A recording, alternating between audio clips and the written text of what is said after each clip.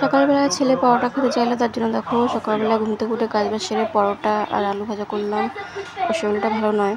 তারপরে তো দেখো কি রান্না করেছি দুপুরবেলায়, সেটা তোমাদের সাথে শেয়ার করছি। দেখো পাঁপড় ভাজা, উচ্ছে ভাজা, কাঁকরোল ভাজা, আর ওখানে শাক ভাজা রয়েছে, আর ওখানে হচ্ছে তেলাকুচি শাক দিয়ে, কাঁচকলা দিয়ে, ঝিঙে পটল দিয়ে তরকারি করেছি। তো তার আগে ছেলেকে খাইয়ে দিয়েছি, খাইয়ে ওকে ওষুধ খাইয়ে দিলাম, আর আমি তো খেতে বসে পড়েছি।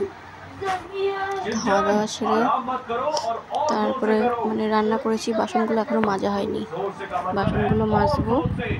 আর আজকে ক্যামেরাটা আমার সোনাই ধরেছিল, তো ওর যেদিন ভালো লাগে সেদিন ক্যামেরাটা একটু ধরে দেয়, আর যেদিন ভালো লাগে না সেদিনকেই আমাকে কোনোরকমভাবে ধরেই ভিডিওগুলো করতে হয়। কি করবো আর বলো। তো তোমরা সবাই কেমন আছো সেটা বলো, আর যারা আমার চ্যানেলটা সাবস্ক্রাইব করেছো তাদেরকে তো অনেক অনেক ভালোবাসা, পাশে রয়েছো। আর যারা এখনও করোনি, ভিডিওটা দেখছো, তারা প্লিজ একটু সাবস্ক্রাইব করে দিও, পাশে থেকো।